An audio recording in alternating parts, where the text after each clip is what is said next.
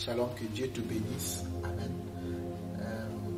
Exode chapitre 3, la Bible dit que Dieu, en parlant à Moïse dans le buisson ardent, a dit: j'ai entendu les cris de mon peuple, j'ai vu la souffrance de mon peuple, j'ai entendu les cris que lui font pousser ses oppresseurs, car je connais ses douleurs et je suis descendu pour le délivrer. Je suis descendu pour le conduire dans un pays où coule le lait et le miel, dans un bon et vaste pays. En fait, Dieu a toujours eu souci de sauver l'homme, de gagner l'homme. Et comment je lis que Dieu dit: j'ai vu, j'ai entendu et je connais les souffrances que lui font pousser le peuple, cela m'enseigne que toute douleur que je vis, Dieu sait, Dieu voit et Dieu entend. Mais le moment marqué par Dieu, parce que c'était 400 ans d'esclavage, était arrivé. Et Dieu dit: il faut que je descende. Et Dieu est descendu par Moïse. Moïse fut un grand libérateur. Et il a ressorti le peuple de l'esclavage de Pharaon. Ils sont partis de là.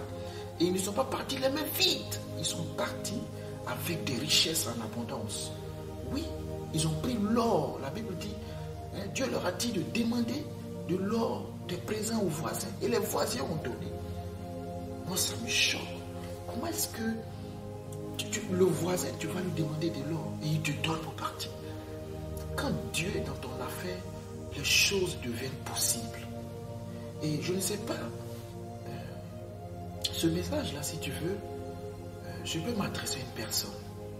Dieu dit: j'ai vu la souffrance, j'ai entendu les cris que te font pousser tes oppresseurs.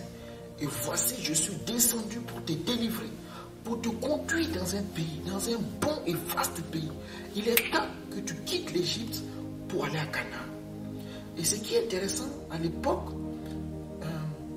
le Dieu est descendu pour Israël seulement. Mais aujourd'hui, quand Jésus-Christ est descendu, il n'est pas descendu pour Israël seulement. Il est descendu pour vous et moi. Il est descendu pour les païens, pour les pécheurs. Il est descendu pour l'humanité. Jean 3,7 dit: car Dieu a tant aimé le monde qu'il a donné son Fils unique afin que quiconque croit en lui ne périsse pas, mais qu'il y ait la vie éternelle. C'est ce que Jésus a fait. Il faut simplement le croire. Et je vais prier pour toi que tu sortes de toute oppression dans laquelle tu te trouves dans le nom de Jésus-Christ. Dieu a vu tes larmes. Dieu a entendu les cris que tu pousses. Et Dieu dit: je suis descendu pour te délivrer.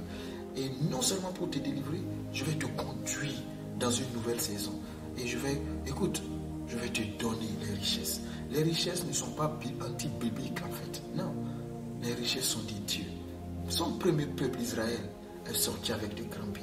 Que tu sortes de cette situation, non pas les mains vides, mais remplies de grandes richesses, au nom puissant de Jésus-Christ. Amen. Shalom chez toi.